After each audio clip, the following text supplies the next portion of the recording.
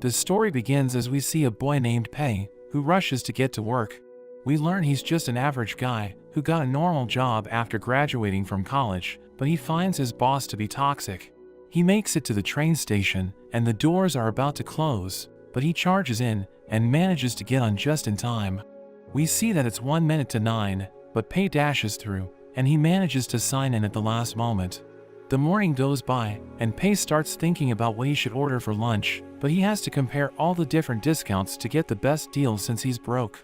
After he eats his lunch, he starts playing a game to relax, but when he notices his boss, he quickly tabs to a different screen. The boss watches from behind him, but doesn't notice anything.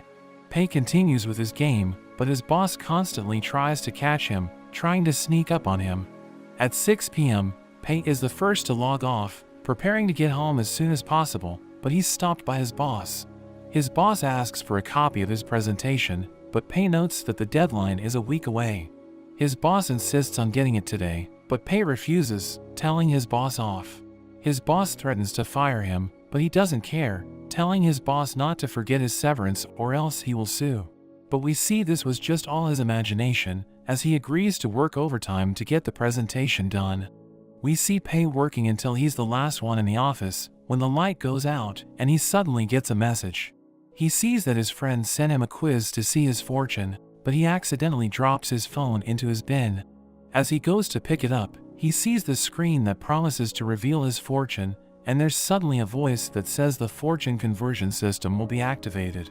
His phone bursts with light, and countless talismans suddenly appear, circling around him. He gets sucked up in the air, and thrown into his bin, causing him to disappear. He gets woken up by his friend Yang, who tells him to get up for the dean's class, because attendance will be taken. He's confused as he looks around, and his roommates tell him to get up as they leave. Pei realizes he's in his old college dorm, and he's gone back to when he was a freshman. He wonders what's going on, and he thinks about going to his class, but he remembers that the dean never actually took attendance in his class, while there was another teacher who always acted friendly, saying attendance didn't matter, but at the end of the semester, failed everyone that didn't attend. He thinks about how to get back to the future, but realizes that this is his chance to change his life, so he doesn't end up working a dead-end job. He's suddenly about to fall, but his fortune conversion system activates. The system comes to life and introduces itself as Richie. It explains that the system will give him a startup fund to help him get rich. He's given $50,000 to begin with, and he instantly thinks about the things he can buy. Richie goes on to explain that the system will give him money at regular intervals, which he can use to run a company, and based on his profit-to-loss conversion rate, he can earn money for himself. Pei gets excited about getting rich, and Richie generates his profit-to-loss conversion rate, but it doesn't go as expected, because his loss ratio is higher than his profit rate, so losing money is actually more profitable. He gets excited thinking it will be easier to lose money than earn it, so he celebrates how lucky he is. Richie tells him the next step is to register a company, so he wonders what kind of field he should get into, thinking of a shortcut, but Richie mentions a bunch of rules and restrictions, so he realizes he needs to have a legitimate company. He asks for some time to think, and he looks for some ideas. As he checks his phone, he realizes that the games industry would be perfect to lose his money, since it's hard to actually become successful. He tells Richie his decision, but accidentally names his company something ridiculous, but doesn't care since he doesn't plan to be successful. Richie goes on to warn him that he can't tell anyone about the system, or else he will face a punishment. Richie wishes him the best of luck, and a 14-day timer appears. Pei panics as he wonders how he can develop a game in only 14 days, and Yang returns to the dorm. Pei asks him if it's possible to make a game in only 2 weeks, and Yang says it's actually easy, revealing a platform filled with templates and resources that make it possible to make a game without even knowing how to code.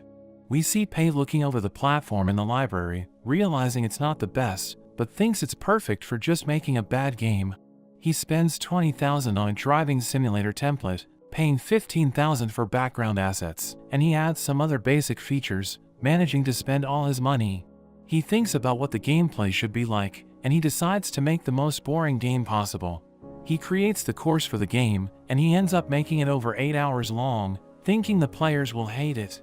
He thinks it's perfect, calling the game The Lonely Desert Road, and he decides to sell it for only 1 yuan, so he can have the lowest profit in case anyone buys it. He sees that nobody is buying his game, so he becomes happy, thinking he's going to make a profit. Their neighbors enter the dorm, inviting them to play video games, but Pei tells them that he won't be playing, because he wasn't able to sleep the previous night. His roommates play against their neighbors, but they realize that they're all noobs, and they end up losing the match. As they continue playing, Pei rests on his bed, as Yang wonders if they're bothering him, but he reveals that he's enjoying the moment. We learn that after he started working, he bought all the games he wanted, but he wasn't able to play them because he was too busy with his tasks. But he knows that everything's going to be different because he just needs to lose money to earn profit, thinking he'll never need to work again, so he can live the life he always dreamed of. We meet the content creator Chow, and we learn that he's popular for covering bad games in his channel, but he's struggling to make money because he can't find a sponsor. He looks for a game to cover for his next video, and he finds The Lonely Desert Road. He reads the introduction, which mentions that the game will make him reflect on his life. He finds it interesting, so he decides to play it, and he's surprised to learn that it has no story whatsoever. He starts driving in the desert, but he becomes distracted, so he ends up crashing, causing him to lose the game. But he uses his controller, and he spends hours trying to complete it. But he starts to feel drowsy, so he tries to pause the game, but he realizes that he can't, and he ends up crashing again, causing him to become angry. He becomes determined to finish the game, thinking his gaming skills are being tested, so he decides to play it with everything he has. But he still struggles to clear it, and he's now frustrated, thinking about giving up, but a notification mentions that there's something waiting for him at the finish line. So he becomes curious, and he continues playing for hours, as he starts reflecting on his life, thinking he has achieved enlightenment. He finally reaches the finish line, but the game congratulates him for wasting 8 hours of his life, so he becomes angry, calling it a scam. We see Pei in his classroom, as Richie shows him his data, informing him that he has 11 days before the next closing date. He thinks he's about to make a fortune, because nobody's downloading his game, but at that moment, he hears his classmates talking about it, realizing it has gone viral. So he rushes back home, wondering why people are buying it, and he checks his laptop, realizing that it has become incredibly popular, because Chow covered it in his channel. Pei watches his video, as he tells his viewers not to play Lonely Desert Road, calling it the most boring game in history, and he mentions that it congratulated him for wasting his time. But this made people curious, so they started buying the game. Yang invites Pei to play it, saying they should give it a try, but he refuses, and he notes that the situation is bad, because he wants his game to flop. So he changes its description, trying to convince the players to ask for a refund, but they tell him that the procedure is tedious, so they decide to let him keep the money. A few days later, we learn that Yang has been playing the game, but he wonders how it became viral, saying it's terrible, but people can't stop playing it. Pei mentions that it wasn't meant to be played, and he falls into despair, knowing he's going to earn less. We cut to a man named Lee, who is the owner of a large gaming company. His assistant informs him about Lonely Desert Road, saying it's becoming popular, but she mentions that it only costs 1 yuan, saying it isn't worth buying, because they won't make a profit. But he reveals that he doesn't care about money, because his goal is to monopolize the gaming industry, and he fires her for not sharing his vision. Pei searches the internet, wanting to learn how to lose money, but he can't find an answer, because nobody's interested in that topic. The closing date arrives, and he realizes that his game earns 70,000 yuan, but because of the conversion rate, he only receives 700. Richie congratulates him for creating a successful game, but he isn't happy because he wanted to earn more money. Richie tells him that he will have 300,000 yuan for the second round, revealing that he has 30 days until the next closing date. But he wonders how he's supposed to spend the money, because it can only be used to start a business. Pei returns home, and Yang invites him to play, realizing he's in a bad mood. He agrees to this, so Yang informs their roommates that he's going to join them, thinking they can finally get revenge on their neighbors. Pei carries the team, but they still end up losing, because Yang is a terrible player, so everyone blames him for the result. He tells Pei that he should have done a better job, so he becomes upset, calling Yang a burden, but he suddenly comes up with an idea. That evening, Pei thinks about Yang, thinking he's the key to losing all of his money. Pei approaches him as he sleeps, but he sees Pei, so he panics, alerting everyone in the building. The next day, Pei continues to follow Yang, so he becomes upset, asking Pei what he wants. He mentions that he wants Yang, so everyone gets the wrong idea, and he tries to run away, but Pei stops him, saying he needs help developing a game. But Yang is against this, thinking they won't succeed, and he's about to walk away. But Pei reveals that he has already made 300,000 yuan, because he's the creator of Lonely Desert Road. Yang is surprised to hear this, calling him a genius, and Yang agrees to work with him, saying he will find books about the topic. Back in the dorm, we see that Yang bought books about programming, and Pei thinks they're going to fail, because he isn't being practical. Pei reminds him that they don't need to write codes, because they already have the online platform to make the job easier, so Yang wonders what he should do with the books. He tries reading them anyways, but he immediately falls asleep, and Pei is happy to see this, thinking his plan is going to work.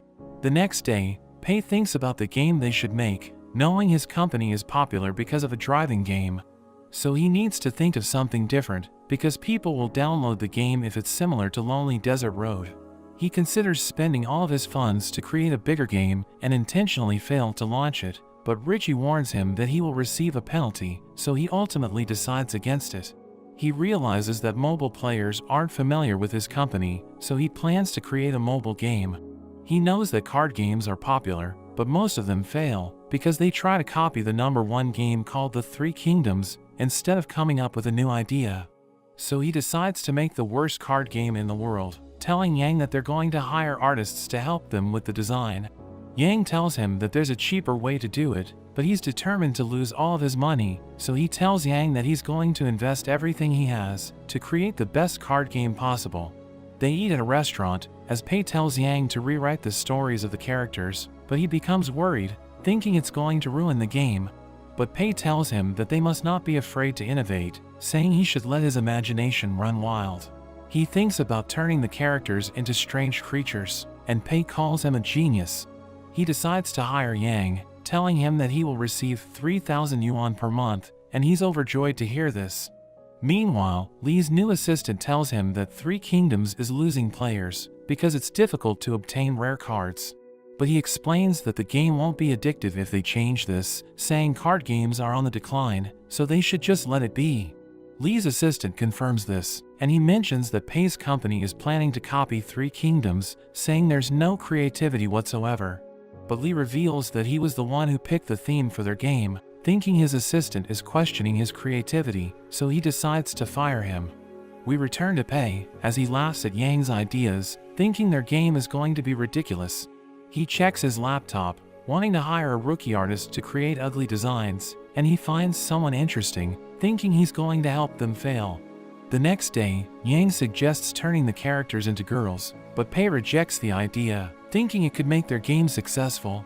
So he explains that he doesn't want the characters to lose their uniqueness, and Yang believes him, as he notes that Yang is an idiot. They ride a boat, as Pei tells Yang that they must prioritize the concept design, so he suggests hiring a great artist, but Pei is against this, because he doesn't want them to succeed. He believes that Pei doesn't want the artist to steal the spotlight, thinking Pei wants him to shine, so he mentions that they should prioritize gameplay over design. He offers to do the drawing, but Pei is against this, because he wants to waste money on a rookie artist. They have a heated argument, but the boat becomes unstable, causing it to capsize, as they realize that their guide is drowning. So they decide to save him, but he tells them to leave, blaming them for what happened. Pei tells Yang about the artist he found, and we see that he draws chibi characters. Pei convinces Yang that hiring him would be a good idea, saying it will create a unique style that will make their game stand out. Yang asks for his contact details, so Pei reveals that his name is Jin, and they decide to have a meeting with him. During the video call, Yang tells Jin about their plan, as Pei explains that they need him to design the 50 characters in the game, saying he can have full artistic freedom, but they don't want him to draw chibis. He wonders why they want to hire him, because he specializes in drawing chibis, so Pei tells him that they see potential in him. He agrees to do it, but he mentions that his price is 2,000 yuan for each character. Yang becomes upset, thinking it's too expensive, but Pei tells him that the price is too low, saying they're willing to pay him 3,500 yuan for his unique art style. He's surprised to hear this, thinking it's more than enough, but Richie warns Pei that unreasonably increasing the price is against the rules. So he tells Jen that it will include the amendment fees, and Jin agrees to this, as Richie withdraws the warning, thinking the price is reasonable. But we learn that he doesn't plan to ask for amendments. He tells Jen that he can do whatever he wants with the art style, because they believe in him, saying he has 2 weeks to complete the task. After the meeting, Yang comments that he doesn't like Jin, because he has a bad attitude, but Pei explains that he could be an introvert. Pei tells Yang to handle the art designs, while he works on the gameplay, saying they will be busy in the coming days. But we learn that he ordered Yang to monitor Jin, because he wants the drawing to be as ugly as possible, thinking they won't work well together.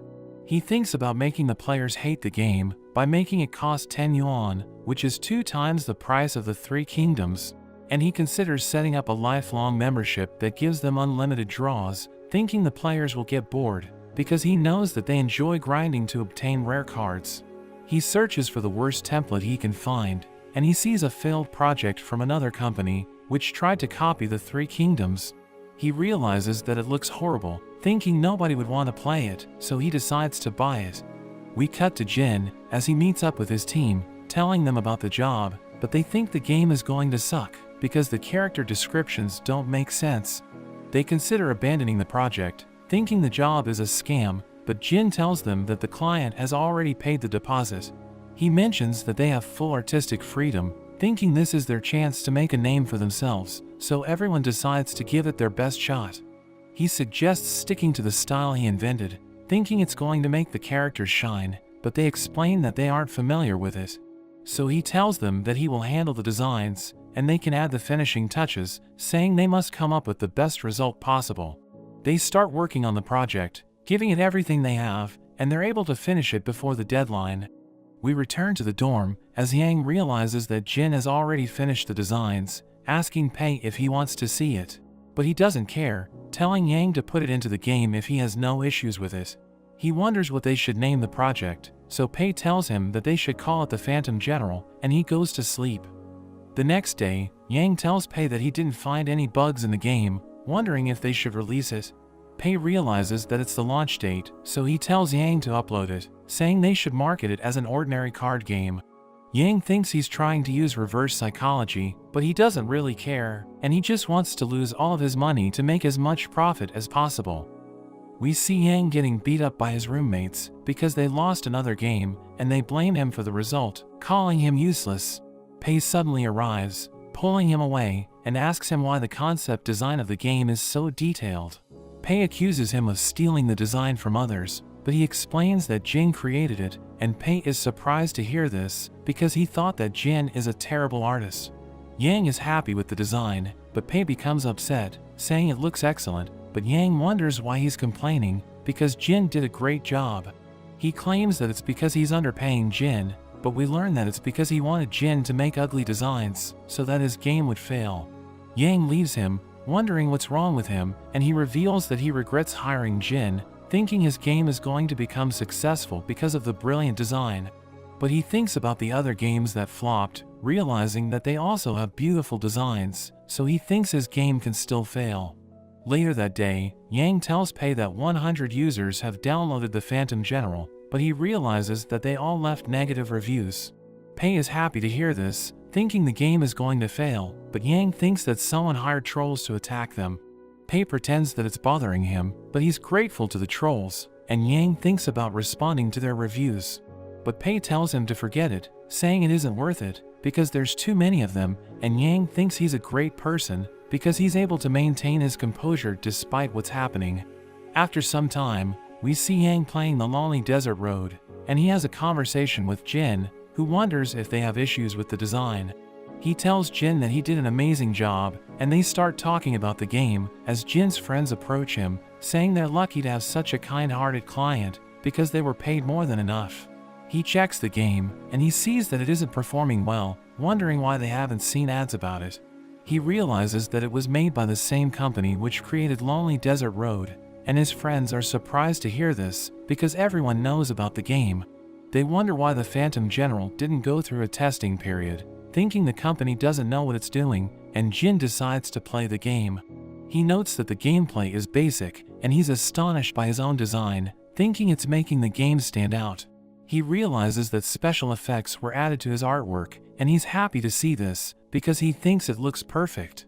He's able to obtain rare cards, and he continues to play the game, but he notices something strange. So he decides to call Yang, asking him why there's only one item for sale, and it's an extremely cheap lifelong membership. He wonders if they will be adding more items to the game shop, but Yang reveals that they won't, because Pei wants the players to enjoy the game.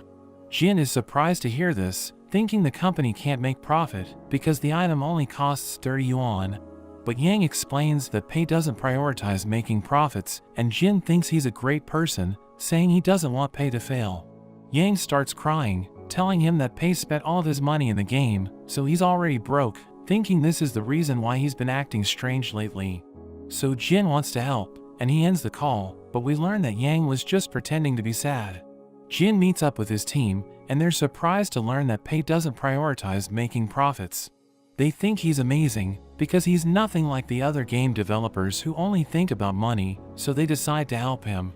We return to Pei, who thinks his game has already failed, so he starts thinking about the 300,000 yuan he's going to receive. But Yang suddenly clings to him, telling him that their game has gone viral. He's surprised to hear this, wondering how the players learned about the game, because he didn't spend money on marketing. He checks his phone, and he realizes that the game has been flooded with positive reviews, so he wonders why it's performing well. He realizes that the customers like the concept design, so he decides to call Jin, asking him if he promoted the game on the internet. We learn that Jin shared it with other artists, who thought his designs are impressive, and he's surprised that the experts loved his artwork, but he wants to help advertise the game. His friends wonder why he wants to do this, knowing he hates socializing with people, so he tells them that he wants Pei to succeed, because he's an amazing person. So Jin tells everyone about the game, telling them that it was created by a kind-hearted person, so they decide to support it, leaving positive reviews, and causing it to go viral. Pei wonders why he did this, because he wasn't paid to advertise the game, but he explains that he really wants Pei to succeed. He becomes sad, realizing that he's going to earn less, but he thanks Jin for helping him anyway. Jin feels good, thinking Pei is really happy because his game is successful, but Yang thinks about the negative reviews, wondering who hired the internet trolls. We cut to Li, as his new assistant informs him that the Phantom General is about to surpass the Three Kingdoms. We learn that he was the one who hired the internet trolls, and Li thinks that Pei chose to copy the Three Kingdoms because he wants to prove that he's better than Li. He thinks he's being targeted, so he wants to acquire Pei's company, saying it's time to proceed with their plan. We see Pei in the restroom, making sure that no one is watching him, and he calls the customer service representative, telling her that he wants his game to be removed from the recommended list. She explains that this is a strange request, saying she needs to talk to her superiors, but Richie suddenly appears, telling him he's breaking the rules, so he ends the call. Pei becomes sad, and he starts walking around, but a screen appears on the ground, as he realizes that the closing date has arrived. Richie appears, and it starts tallying, revealing that Pei made a net income of over 500,000. So he falls into despair, wondering why the game is so profitable, because it was made to flop, and Richie tells him he's going to earn 5,000 yuan because of the conversion rate. Richie reveals that the next closing date will arrive in 90 days, and he thinks about how profitable his games have become, realizing that he's struggling to lose money.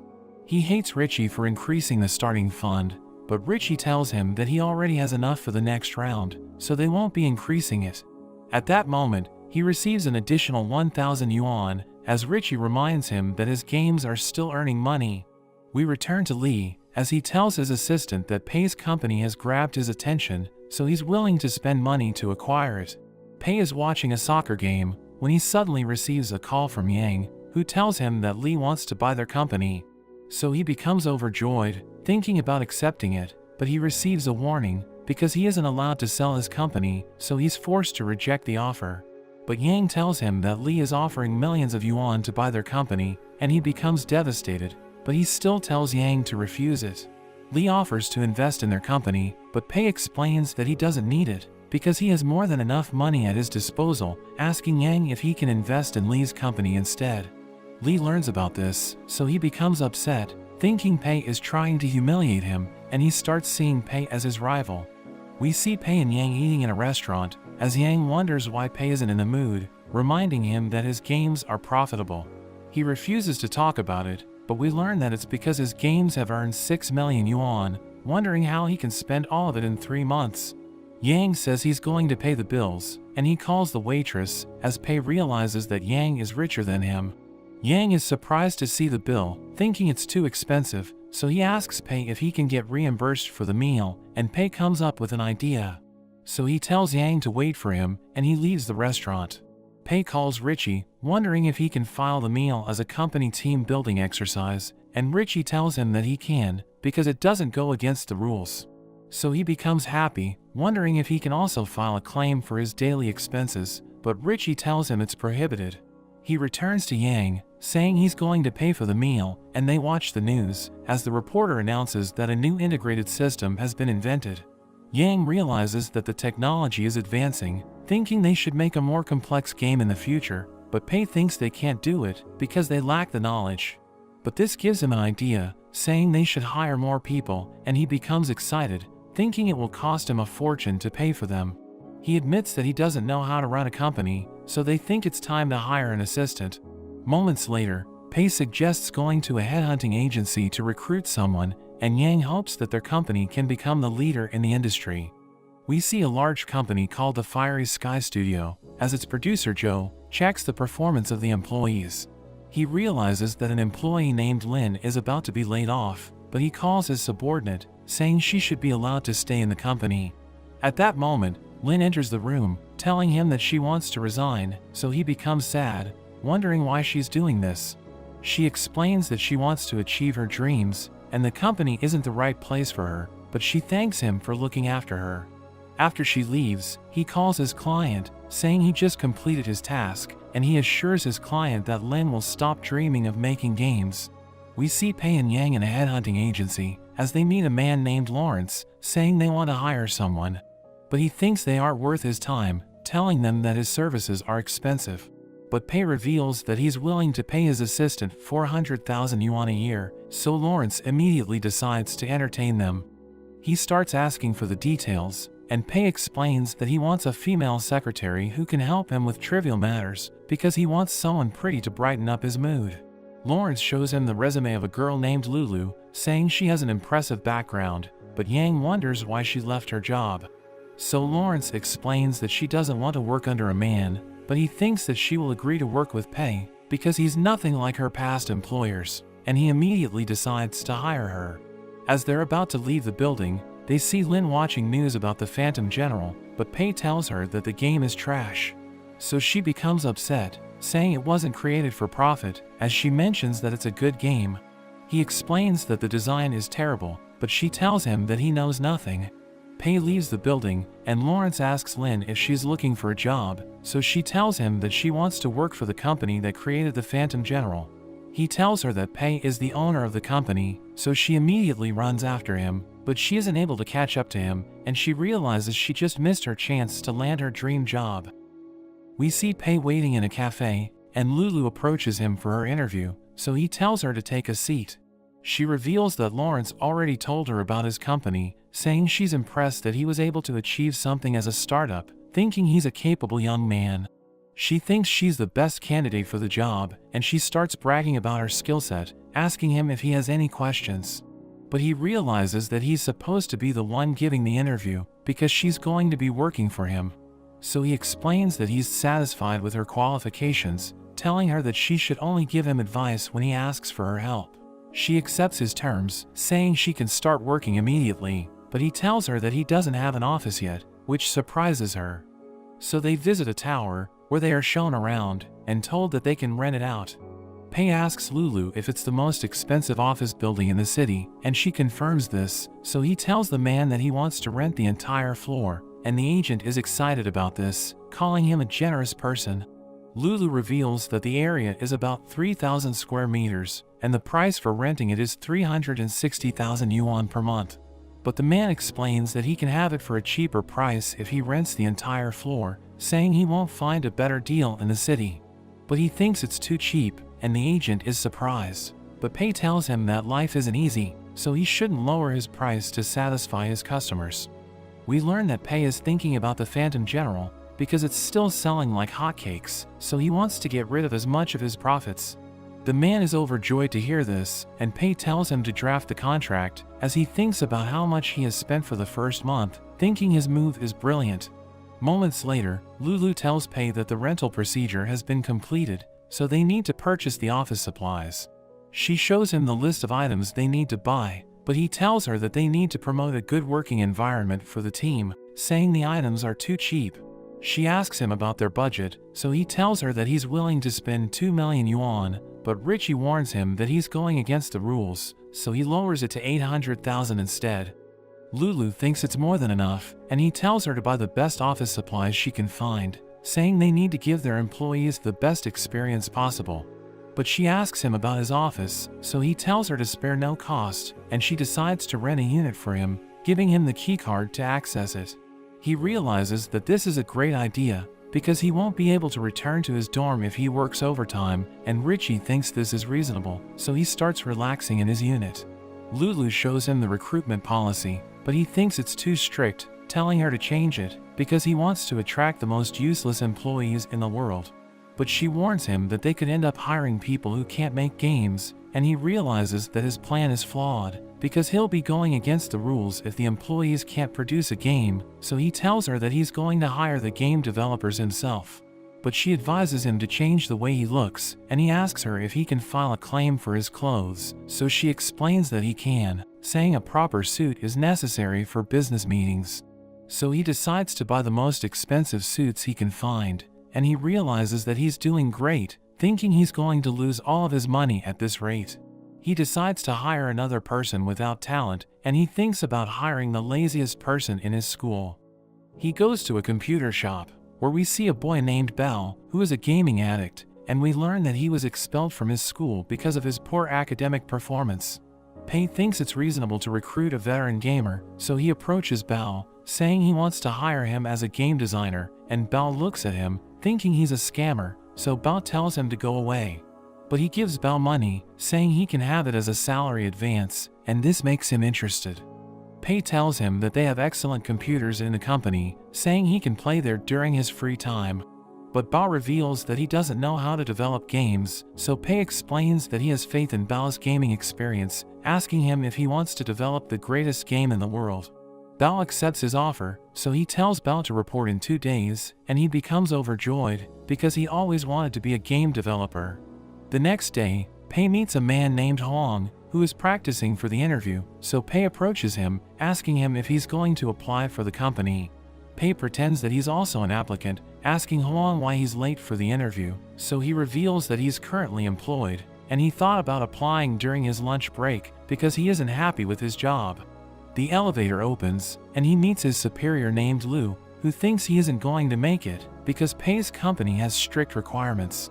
He enters the elevator with Pei, and they start talking about Lu, so Bao reveals that he's the lead game designer, thinking his background is impressive, so Bao thinks he isn't going to get the job. But as they reach the office, the employees greet Pei, causing Bao to become surprised, and he starts interviewing Bao, revealing that he's the CEO of the company. He tells Bao that he's the person they're looking for, asking him about his expected salary, so he explains that he isn't getting paid much, saying 2,000 yuan per month should be enough. But Pei reminds him that the cost of living is expensive, explaining that 2,000 yuan isn't enough to cover his expenses. So Pei offers to pay him double that amount, and he's overjoyed to hear this, saying he will sacrifice everything for the company. Later that day, Lulu approaches him, telling him that a girl wants to see him, and we see that it's Len, as she asks him if his goal is to make money. But he denies this, so she thinks he's perfect, thinking he's doing this for passion, and he asks Lulu about her, so she reveals that she was a terrible employee at her last company, but this makes him decide to hire her. Back in the dorm, Pei's roommates wonder where he is, because they haven't seen him for days. They ask Yang if he's going to return, and Yang tells them he's working, so he must have rented a place outside. We see Huang working in Pei's company, but he wonders why they aren't doing anything productive because they're getting paid to play video games. Everyone starts questioning Pei's goals, so Lin explains that he wants them to keep playing so that they can identify the problems in video games. Huang realizes that Bao has reached the max level in the games they're playing, and he thinks this is what Pei wants them to do. But Lin thinks he wants them to feel guilty so that they will work harder when the next task arrives. Everyone wonders where Pei is because he never shows up in the office, and we see him sitting on his couch, realizing that it will be difficult to control his employees. He's worried that his next game isn't going to flop, but he sees an action movie, and he comes up with an idea. The bell rings, and everyone's ordered to go home, but they wonder why they aren't doing anything for the company. At that moment, Pei appears, saying he's been absent because he's been thinking about the company's future. He informs everyone that they're going to be working on a first-person shooter, saying their goal is to become a leader in the gaming industry. Everyone starts doubting themselves, but he explains that he rejected the experts and picked them as the members in his team because he believes in their creativity. He tells them that they're the future of the gaming industry, saying Huang is a hidden gem because he performs his work diligently, and Bao is the master of games because his gaming skills are unrivaled. Pei thinks their team is invincible, saying they're going to make a great game, and he explains that he's going to give general directions in the early stages, saying he will leave everything to Bao and Huang. They head to the meeting room, where Pei gives Bao and Huang instructions, saying the game needs to have beginner-friendly controls, and the story needs to be incredibly long. He adds that the weapons must look cool, so that the players will want to buy them, and he ends the meeting, thinking his demands are going to ruin the game. But Huang thinks the players will complain if the controls are too simple, and the story won't be interesting if they don't keep it short. He adds that their company's reputation will be affected because they started a trend of zero in-game purchases, but they're going against it by listing guns for sale. Pei knows he has a point, but he tells Huang to believe in himself, saying he can overcome the problems. Pei appoints Huang as the lead designer and Bao as the game moderator, saying they need to come up with a draft in 1 week. After the meeting, Pei celebrates, thinking his game is going to fail, and he realizes that it's time to go home. So he leaves the office, and he sees Bao playing a game, bidding him farewell.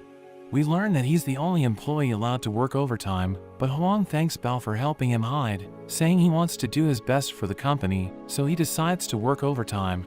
They discuss the project, as Bao mentions that Pei was able to achieve the best results with minimum resources, thinking they should follow his example. Bao thinks about spending money only on the important features of the game, and they enter Bao's imagination as he explains that he wants the game to start on the ocean, where the players are going to find an abandoned oil platform.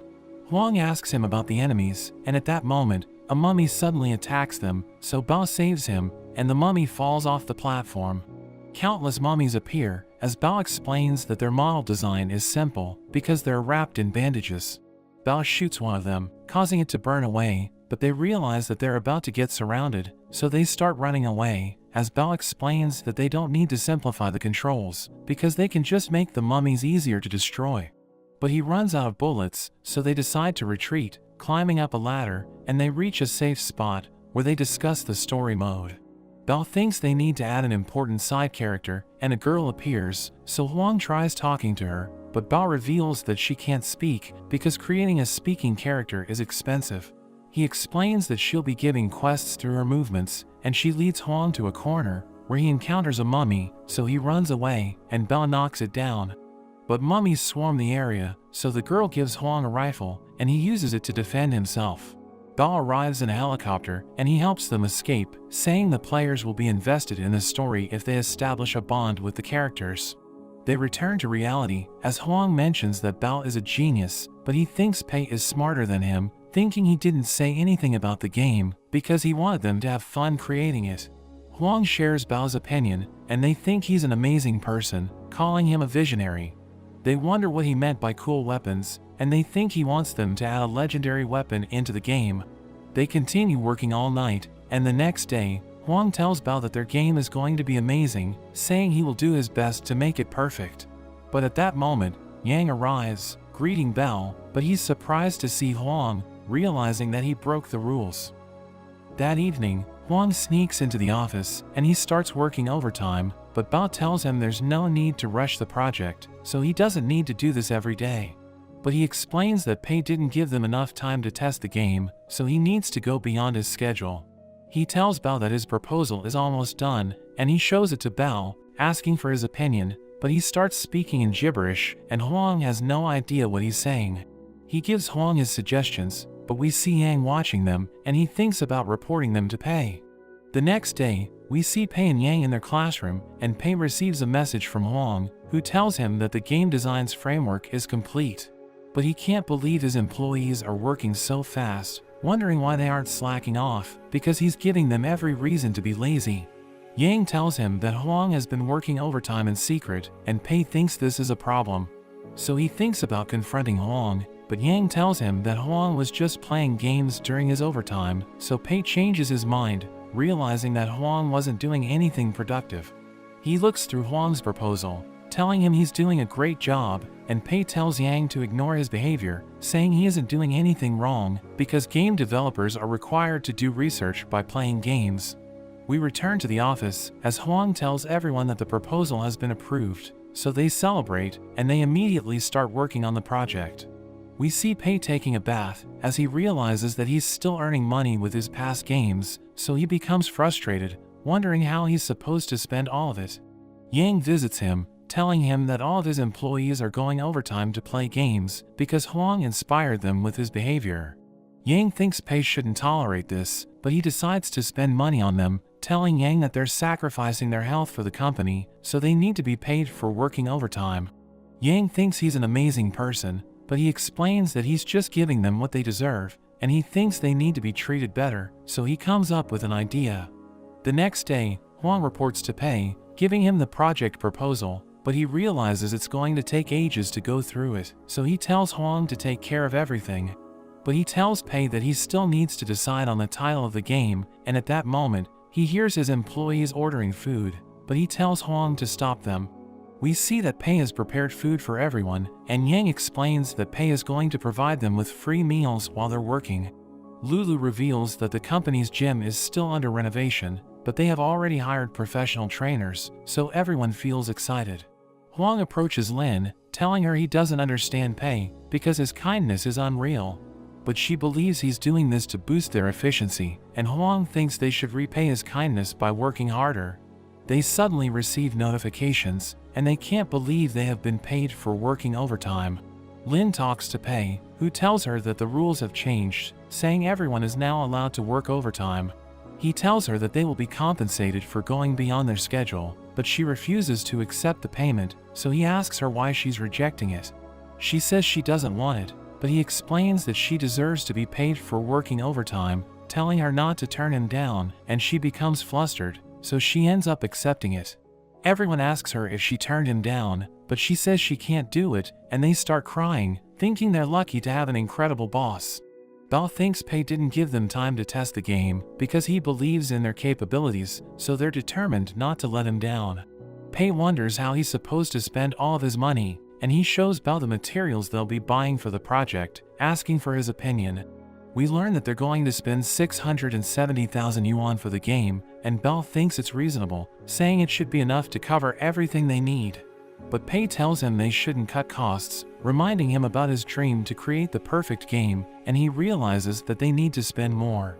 Pei tells him to double the budget, and he suggests buying a server, which costs over 500,000 yuan.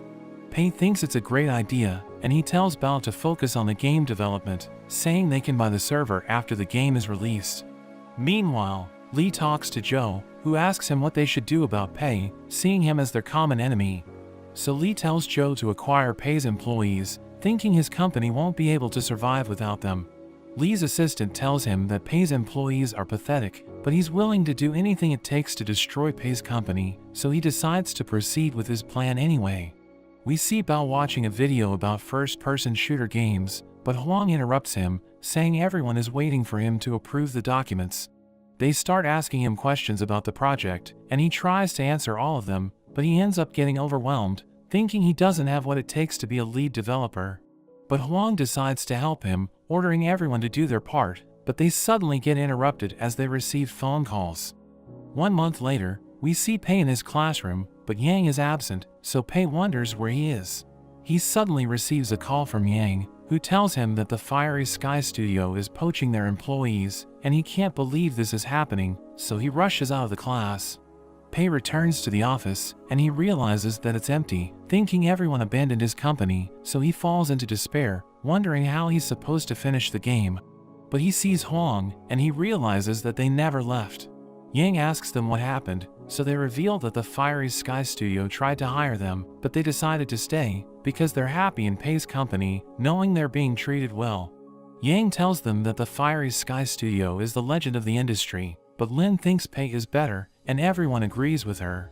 Huang reveals that they were testing the game in the AV room, and the office is a mess, because they got too excited when they finished the project.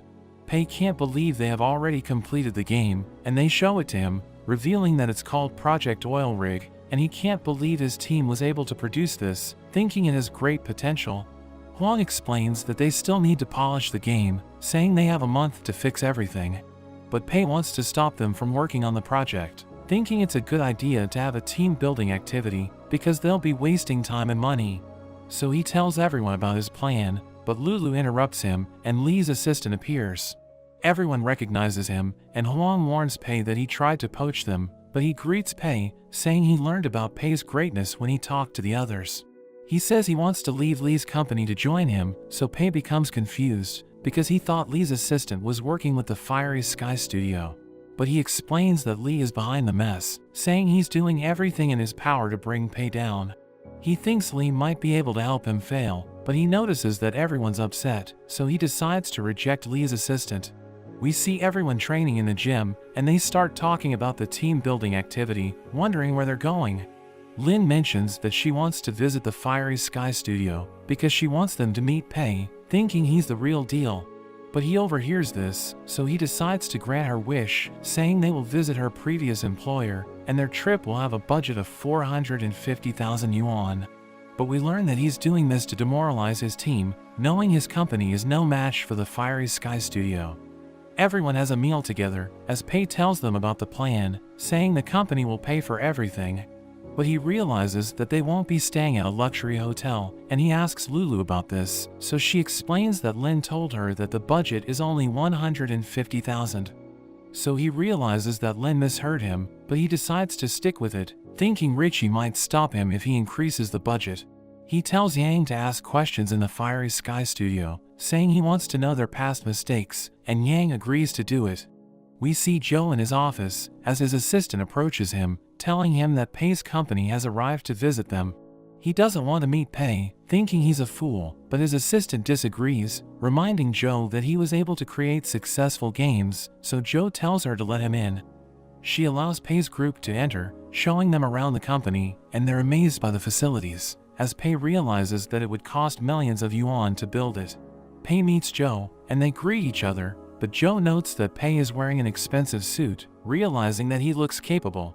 So Joe starts seeing him as a threat, but all he can think about is wasting money, thinking he should invite Joe to eat at an expensive restaurant. Joe offers to show him around, because the company is so big that he might get lost, and Joe starts boasting about their facilities, telling Pei that he can learn from them. He offers to give Pei a limited edition doll, and he checks his collection, but Pei's team arrives, and they start insulting the studio, thinking Pei's company is better. But they realize Joe is listening to them, and he sees Lin, realizing she has decided to join Pei. He calls his employees, and they have a meeting together, as Yang asks Joe if he's giving his workers overtime pay, because they're going beyond their schedule. But he denies this, and they aren't happy to hear this, as Yang realizes that he isn't treating them well. His assistant introduces them to Pei's team, and she starts bragging about the games produced by their studio, saying Lin was a bad employee, so she never deserved to be in their company. But Pei explains that she's now working as his director, and he orders her to tell everyone about their company. So she explains that Pei isn't like the other game developers, saying Lonely Desert Road went viral, because it was able to do something other games weren't able to accomplish. She explains that it was able to change people's lives while they were playing, but Joe notes that she isn't making sense, and Pei totally agrees with him. She adds that the Phantom General is successful because of Pei's foresight, saying he challenged the industry's taboo by making the purchasable items extremely cheap. Joe admits that she has a point, and she calls Pei a genius, before returning to her seat. Joe delivers his speech, saying all their games are classics, so there's no need to talk about them, and he shows everyone the new game they're developing, called Bullet Mark. His assistant stops him, saying they shouldn't tell Pei's team about it, but he insists, thinking they're nothing compared to their studio. He tells everyone about the game, and Pei wants his team to listen, so that they will get demoralized. We learn that Bullet Mark is a first-person shooter, and Joe reveals that they're going to make the weapons look as realistic as possible. He knows that the players want to grind to improve their skills, so he has decided to make the game free to play, but mentions that the drop rate is so low that the players will want to buy the items in the shop. Huang realizes that Bullet Mark is a brilliant project, thinking Project Oil Rig is nothing compared to it, so he falls into despair, and Joe knows that he has just demonstrated his company's superiority, so he starts looking down on Pei's team. But Huang wonders why Pei looks so confident, thinking he must have a plan, but we learn that he's actually rooting for Bullet Mark, hoping it's going to crush his game. Pei's team returns to the office, where Lulu reveals that Pei is allowing them to go on vacation leave. Huang explains that he learned something during their team building activity, saying Bullet Mark is going to be launching on the same date as their game. He knows that Project Oil Rig's quality is nothing compared to Bullet Mark, and they don't want Joe to succeed, knowing he isn't treating his employees well. Huang implores everyone not to go on vacation, because he wants to improve the quality of their game, and they believe Pei arranged the team building activity so that they will be aware of their competition. They love their company, and they want Pei to succeed, so they decide to do their best to surpass Bullet Mark. We see Joe calling Lee, who is angry because Joe told Pei's team about Bullet Mark, so he explains that he did it to crush their morale, thinking they aren't a threat. But Lee tells him not to underestimate Pei, because he's more dangerous than he looks, so Joe promises to deal with him. We return to the office, where everyone works on improving the game. Bao gives suggestions on how to enhance the gameplay, but one of his co-workers tells him that Project Oil Rig is already better than most games. So Lin explains that they shouldn't follow the trend, because Pei is a trailblazer in the gaming industry. Lulu receives a call from Pei, who explains that he'll be busy for the entire week, and she promises to take care of everything while he's gone. Lin thinks he's busy promoting the game, and Huang reveals that they're done with the project, so they need to test it again. Bao decides to do it, and he has a pleasant experience, thinking the game is perfect. Meanwhile, Pei has just finished his exams, and Richie gives him a report, which mentions that the next closing date is 25 days away, and he still has 361,000 yuan in his account. He knows he's doing well, and he thinks about wasting all of the money so that he can make a fortune. So he calls Lulu, telling her to arrange another team building activity, and he promises that everyone's going to have fun, saying they will spend 361,000 for the event. We see the team in a private cinema, and they watch a movie together, but it suddenly cuts to a recording, and Pei realizes that the team has a surprise for him. They tell him that Project Oil Rig has been completed, and they're all looking forward to launching it right away. But Pei panics, because he thinks it's going to do well if it's launched before Bullet Mark. So he tells everyone they shouldn't release the game yet, but Richie warns him that he isn't allowed to delay the launch for no reason. So he explains that they should celebrate before launching the game, and they decide to have a party, as Pei asks Lulu about the vacation days he gave them, but Yang tells him that they decided to work instead, so they were able to finish the project ahead of schedule. We see that Bao is already drunk, and he sings a ridiculous song, as everyone enjoys the party, hoping the game becomes a hit. Lin notes that everyone in the company is being valued, and she thinks Pei is an excellent leader, but she wonders why he looks worried, thinking he must be pondering about their future.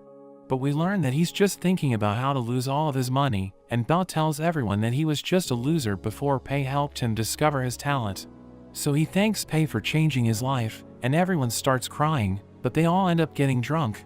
The next day, they return to the office, but they realize that they haven't published the game yet, so they have no choice but to launch it immediately. Lin checks the download numbers, and she realizes that Project Oil Rig isn't performing well, because Bullet Mark launched on the same date, but they think it's going to improve after they market the game. But they realize that Pei didn't spend money on marketing, so they start to wonder if he even knows what he's doing. But Bao tells them not to doubt Pei, reminding them that his previous games did well, because he's a marketing genius. Lin believes he's trying to train their endurance by testing them if they can perform under pressure, and Huang thinks they need to do something. So they approach Lulu, telling her they need a budget to work on the patches for the game. Bao explains that they need players to test the game so that they can gather data to optimize the experience. But they don't have a large player base, so he suggests paying testers to give their feedback. But Lulu reveals that Pei didn't allocate a budget for this, so they decide to pay the testers themselves. Lin mentions that she knows a professional gamer known as King, and Bao recognizes him, saying he's a legend in the esports industry. She reveals that she sent him the link to their game, hoping he can help them promote it after he plays it. We see King as he's about to download Project Oil Rig, thinking it must be a terrible game, and he can't believe the legendary weapon costs 888 yuan, saying it's too expensive, but he decides to try the game anyway. He enters the game, wondering what he's supposed to do, because he wasn't given an introduction. He looks around, thinking the graphics are bad, and he sees a girl who tells him she needs his help to escape, but a mummy suddenly attacks her, so he takes a weapon and uses it to shoot the mummy. He realizes that he needs to protect her to complete the stage, and he sees more monsters approaching, but she gives him an assault rifle. So he uses it to shoot them down, as he notes that the controls are smooth, thinking beginners won't struggle to learn the game. He follows the girl, who tells him she's too hungry to move, so he gives her a candy, and she starts entering the passcode to open a door. But a swarm of mummies appear, and he tries to take them down, but he runs out of ammo, so he decides to retreat with the girl. But a mummy catches up to them, and it easily overpowers him. It starts eating him, but the girl takes it out, using her power to heal him. The mummy gets back up, but he's able to take it down, and we see King at Pei's company, as Lin reveals that he begged her to bring him to their office. He reveals that he finished the story mode by climbing the tower to reach the helicopter, and he thinks the game is amazing, saying he loves everything about it. He thinks Bullet Mark is overrated, because it lacks originality, thinking it's nothing compared to Project Oil Rig.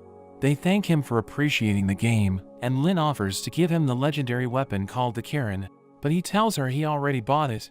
He mentions that it looks cool, but he thinks the name sounds boring, saying they should call it the Mega Holy Gun, but they think it sounds ridiculous. He asks them why there's only one item for sale in the shop, so they tell him it was Pei's idea, because he wanted to sell a legendary weapon in the game. But they thought about the lower class weapons, and Pei didn't mention anything about them, so the team decided to make the other weapons free. Lin offers to pay him for testing the game, but he refuses, saying he wants their game to succeed, so he's going to cover it in his live stream. We see Pei in his classroom, as Yang tells him that Project Oil Rig isn't doing well, so he should return to their office after the exam. He thinks everyone is depressed because the game failed, thinking he needs to cheer them up when he returns, but he's actually happy, knowing he's going to make a fortune. But Yang tells him that the game is gaining traction, saying it could go viral, so he becomes worried, thinking his game is going to become successful again. Pei returns to the office, and he notes that everyone appears to be on the edge, thinking Yang must have lied to him, but they suddenly surround him, telling him that the game has gone viral, and they congratulate him as they start celebrating their success. He returns to his office, and he wonders why the game didn't fail, thinking his employees must have advertised it in secret. Huang gives him an analysis, explaining that it contains the factors that contributed to the game's success. So he reads it, realizing that King promoted the game because he loved everything about it, saying the controls are beginner-friendly, and it even has a great story mode. But Pei thinks this doesn't make sense, because he came up with those concepts, thinking the players are going to hate it, so he realizes that he's the reason why his game didn't fail.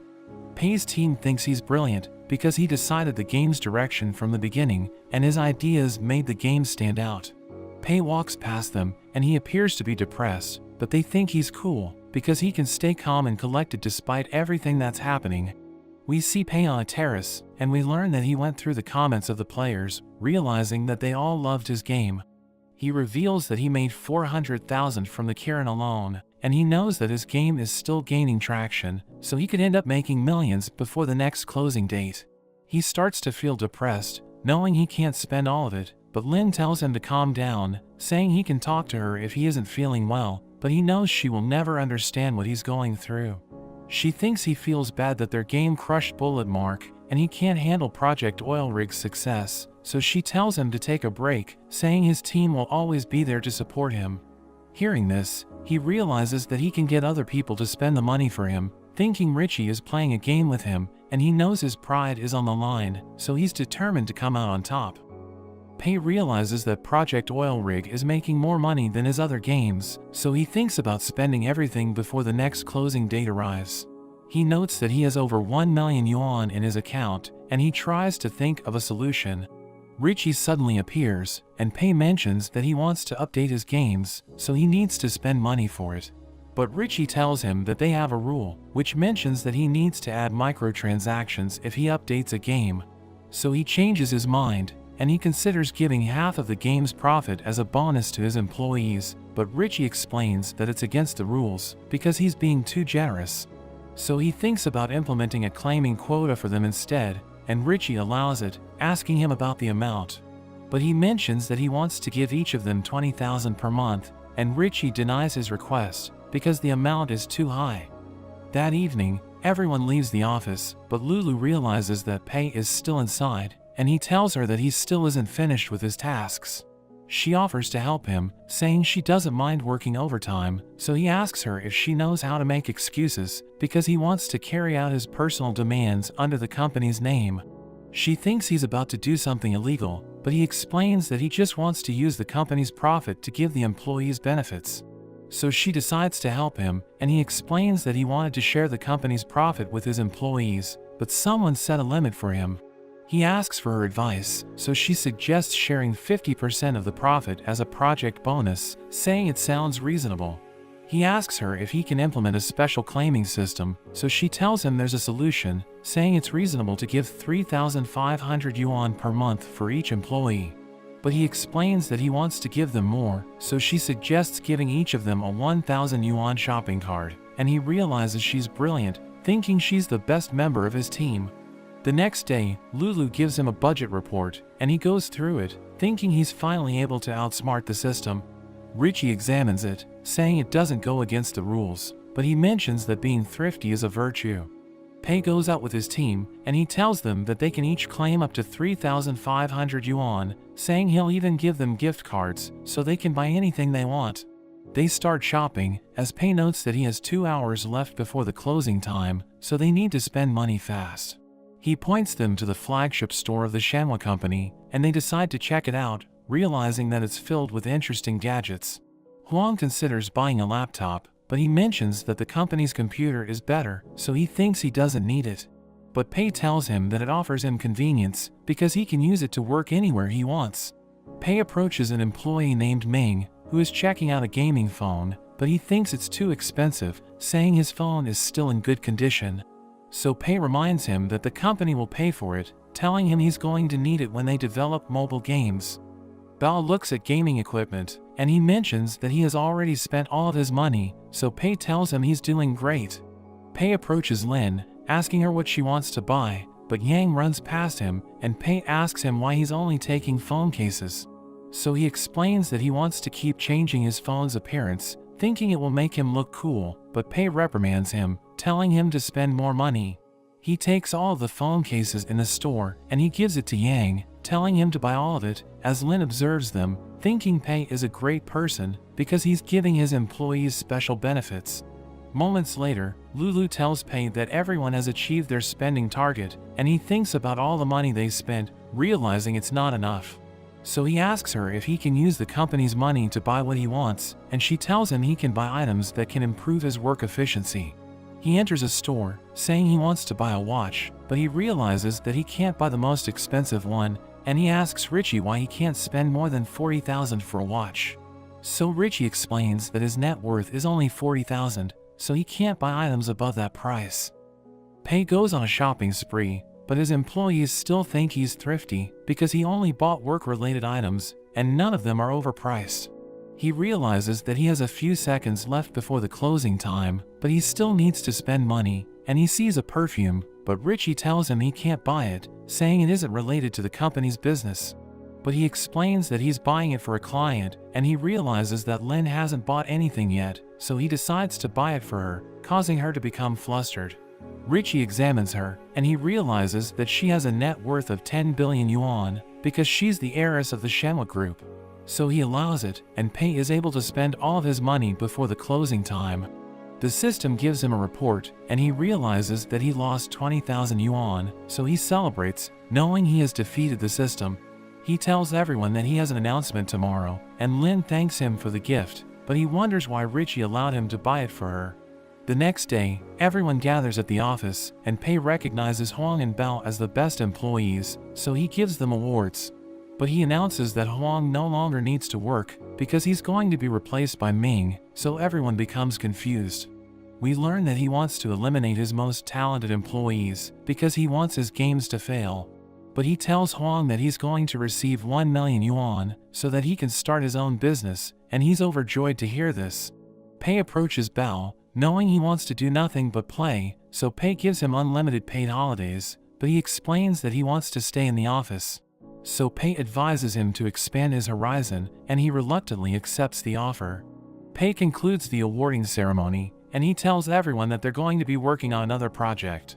Huang is about to leave the office, when Lulu approaches him, telling him that the money will be transferred to his account after he comes up with a business idea. He reveals that he always wanted to work in the gaming industry, and he thinks Pei is letting him go because he has a bigger plan for him. He sees Lin and Ming, telling them to update Project Oil Rig while he's gone, but Ming tells him that they won't be updating the previous games because Pei wants to focus on the next project. Huang can't believe this, knowing the company will make more profit if they update the games, and Ming thinks he still isn't ready to lead a new project. But Lin believes in Pei, thinking he has everything under control. Pei checks the system, realizing that he has 1 million yuan in his account, and the next closing date is 90 days away. He plans to take it easy, thinking 90 days is more than enough to create a bad game. But he thinks about controlling the pace, because he doesn't want his employees to complete the game early, thinking they might update the previous games if they get the chance. He recalls that he needs to add microtransactions if the games are updated, and he doesn't want this to happen, knowing it's going to make the games profitable again. He thinks about how to ruin his next project, thinking he made a mistake by trusting his best employees, so he decides not to give Ming a chance to develop the game freely. Pei has a meeting with Ming and Lin, as he thinks about handling the project himself, so that he can make it as bad as possible. He explains that he wants to develop a game that will reflect the current situation of the gaming industry, saying it should help the players realize that they shouldn't spend their time playing games. He mentions that the players will only interact with a 2D character in the game, and it's going to focus on the storytelling. But he wants it to be as boring as possible, thinking nobody would be interested in a project called Game Producer. Ming wonders if they need to work on the 2D designs, but Pei is against this because they won't be spending money that way, so he wants the game to look unique. He shows them what the game is supposed to look like, as he explains that the players will be playing as a game producer, and they need to make choices as they develop games. Each decision will lead the players to a different ending, and the choices are complicated, so they need to think carefully because their decisions will affect the project's success. There's suddenly a blackout, so everyone wonders what's happening, as Pei explains that sudden events can also be added into the game. Lin thinks the players could get bored, because the NPCs aren't interacting with the main character, and Pei admits that she has a point, so he decides to give them the ability to communicate. He explains that they will add narrations to the game, and we see them gossiping about the main character. Ming finds the idea interesting, and Pei plans to humiliate the player with the narration, thinking it will make the game controversial. Pei and Yang prepare for the winter break, and Yang asks Pei if he can stay in his unit.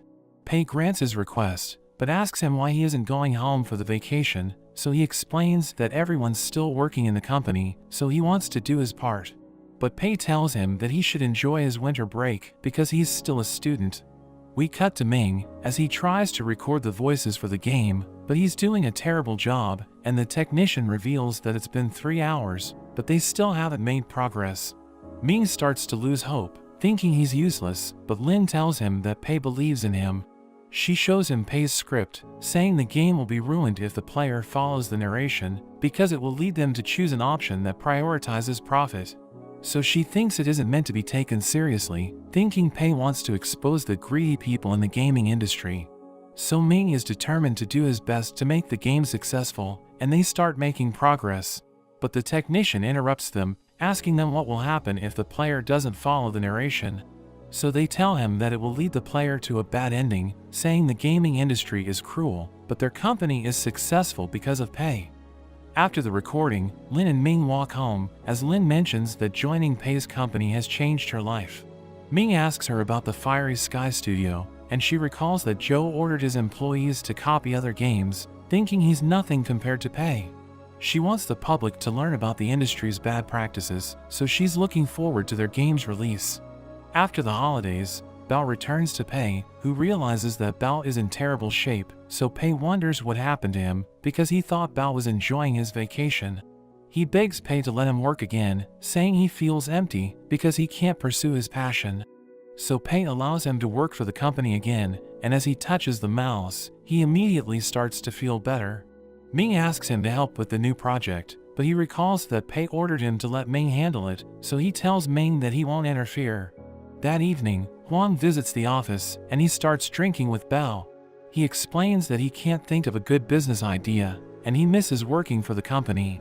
He wonders if Pei has decided to update Project Oil Rig, and Bao denies this, but he mentions that he has discovered glitches while playing it, and they decide to fix the game together. The next day, everyone hears rumors about game updates, and they realize that the Phantom General has been optimized. So the players are excited, saying they want to support the game by paying for new items, and the team can't believe that thousands of people share this idea. Pei returns to the office, and Lin tells him what's happening, but he tells her to ignore the players, saying the team won't update the Phantom General. But she tells him it's slowly being optimized, so he orders her to look for the people behind this. After some time, we see Jin entering the office, and Lulu recognizes him, knowing he's an artist. He shows her a flash drive, telling her to give it to Yang, because it contains the new characters for Phantom General. She wonders if Pei asked for it, but he tells her it's free, and he's about to leave, but she thinks he's the one who optimized the game, so she stops him, telling him to give it to Pei. She leads him to Pei's office, but he explains that he isn't good with people, and he's about to leave, but she opens the door, telling Pei that Jin is looking for him. He tells Jin that he doesn't plan to update the Phantom General, but Jin tells him that his company has made a name for itself, so the players have high expectations for him. He realizes that he needs to change his strategy because his company has a good reputation, so people will buy his games even if he doesn't advertise them. He thinks he needs to make everyone hate his company, and he tells Jin to forget about the Phantom General because he needs Jin to help him with the next project. Moments later, Ming shows Pei the game they're working on, and Pei likes it, calling Ming a genius. He mentions that they will publish the game on April Fool's Day, and he gives Ming a marketing plan, telling him to give it to Lin, but he becomes confused because he thought Pei hated marketing. Lin goes through it, and she wonders why Pei is spending a ridiculous amount just to hire Chow, thinking the script is terrible. She recalls that Chow covered the lonely desert road, and Ming finds this strange because Pei has never hired an influencer to cover his games without playing it. We see Chow as he continues to create content, but we learn that his channel isn't doing well, and he's running out of games to cover. He suddenly receives a message from Lin, who reveals that she has an offer for him, and he becomes excited, thinking about charging $1,500 for his services. But he thinks his price is too expensive. She gives him a call, and she tells him that their company needs his help to promote the game they're working on, saying they're willing to pay him 10,000 yuan. He can't believe this is happening, asking her about the task, but she gives him a script, telling him to recommend the game to everyone. He doesn't seem to like the job, because he's famous for roasting games, and he's about to decline, but she raises the price to 20,000. So he asks her if he can play the game first, but she tells him that they will only give him 10 seconds of footage from the game, and that's all he's going to be working with. He knows that his reputation will be ruined if he accepts the job, so he tells her to find someone else. But she explains that they're willing to pay him 50,000, and this absolutely blows his mind, so he decides to accept the job anyway. He checks the footage from the game, thinking it's trash, so he immediately regrets his decision, but he receives 50,000 yuan from Pei's company. He recognizes it as the company behind Lonely Desert Road, thinking Pei hired him to get revenge because he roasted the game in the past. He knows he's going to lose his integrity after he finishes the job, but he knows he needs money, so he decides to swallow his pride. Lin returns to the office, and she sees Huang and Bao working overtime, realizing they're optimizing the previous games, but Bao asks her not to tell Pei, and she promises not to say anything. She reveals that the new game will be published tomorrow, thinking it's going to perform well, but she's afraid that the players might find it boring. So Bao explains that it's natural for game developers to feel this way, because they already know how the story is going to end. He thinks the players will enjoy the game, but he isn't sure if it's going to make profit, because it's ahead of its time, so the game could end up flopping, but he admires Pei for taking such a huge risk. On April Fool's Day, Chao releases an ad for the game producer, and he praises it, saying it's an amazing game. He tells everyone to buy it, and the video ends with Pei calling the players idiots. The team doesn't like it, but Pei thinks it's brilliant, and Lulu reveals that the people aren't happy with the ad. They know that the company paid Chao to create it, thinking they ruined his reputation, so they're planning to boycott the game, but Pei notes that everything is going according to his plan.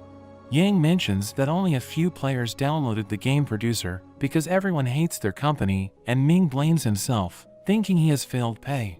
Huang appears with an editor named Hoon, and he explains that she will interview everyone, thinking this is their chance to save the company's reputation. But during her show, we see that she exaggerated the news, making it look like Pei is a terrible boss, and Lin sees this, so she becomes upset. We learn that Hoon's company is working with Li, and her boss ordered her to turn Pei into a public enemy. But later that day, Lin confronts Hoon, telling her to stop reporting fake news, and they start to argue. But Hoon's boss appears, and he reprimands her, telling her to stop making things up, because he doesn't want to offend the Shenhua group. So Lin calms down, telling him to deal with it, and she walks away, as he explains that Li is nothing compared to her, because she's the heiress of the Shenhua group. We see Hoon interviewing Pei, and she asks him why he accepted the interview, so he tells her it's all because of Lin, since she was begging him to do it. But Hoon thinks they're in a relationship, thinking they make a great couple, and she begins the recording, but Pei tells her that he only has time for one more question. She asks him why he makes games, so he tells her the truth, saying he's trying to ruin his games to lose money, but he knows that nobody will believe him. We see Chao thinking about the public's reaction, knowing everyone hates him because they think he's a coward, so he realizes he messed up because he ruined his reputation. He wants to see how bad the game producer is, so he decides to buy it, realizing it costs 28 yuan, and he starts the game, planning to tell everyone how bad it is. The narrator tells him about his goal to reach the top, but he must first start with a computer, and he thinks the story is great because he can relate with the main character. Chao chooses to develop an MMORPG, but an NPC tells him he's going to fail, and he recalls the moment he decided to start a channel, but everyone doubted him. He becomes addicted to the game, but he ends up getting the bad ending because he followed the instructions, and the NPCs call him an idiot, saying he shouldn't be too greedy. He decides to try again, and he tries to do things differently, but an NPC mocks him, telling him he has lost all of his money, so he still ends up failing. He realizes that he has a lot in common with the main character, because people also doubted him as a content creator, but he never gave up, and his videos eventually gained traction. It looks like Chao has finally achieved the good ending, but an NPC tells him that hard work won't guarantee his success, and he ends up failing for no reason. He thinks about how his channel isn't performing well, and he starts crying, thinking he was wrong about Pei, because the game is a masterpiece. We return to Pei, as he watches the news, realizing that Hoon described him as a legend, and she starts praising his company, as she reveals that his employees are happy to have him as their boss. She mentions that he makes excellent games regardless of the cost, and Ming tells him that the game has gone viral, because Chao covered it in his channel. Pei watches the video, as Chao mentions that he put up a performance with Pei's company on April Fool's Day, but the people didn't like it. He explains that everyone has been copying short videos to attract attention, and he mentions that he created the ad to expose what's wrong with shorts. He calls the game producer a masterpiece because it resonates with the player's soul and exposes what's wrong with the gaming industry. But he explains that the players hate it because of the ad, saying it was never meant to be taken seriously. Chow encourages everyone to play the game, saying he was able to relate with the main character on a personal level because there are countless similarities between them.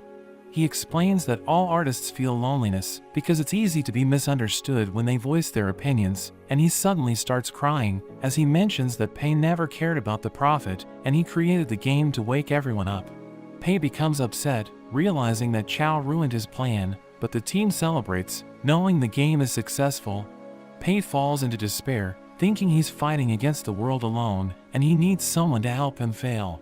He suddenly receives a call from Lee, and he immediately realizes that Lee hates him, so he thinks he has finally found an ally. Lee accuses him of buying the media, and he believes Pei is taunting him, so he tells Pei that he won't go easy on him. Pei thinks Lee might be able to help him, but the system suddenly interrupts him as Richie appears, telling him that he has a special mission. But that's where this video ends. Remember to like and subscribe to the channel. Thanks for watching and I'll see you next time.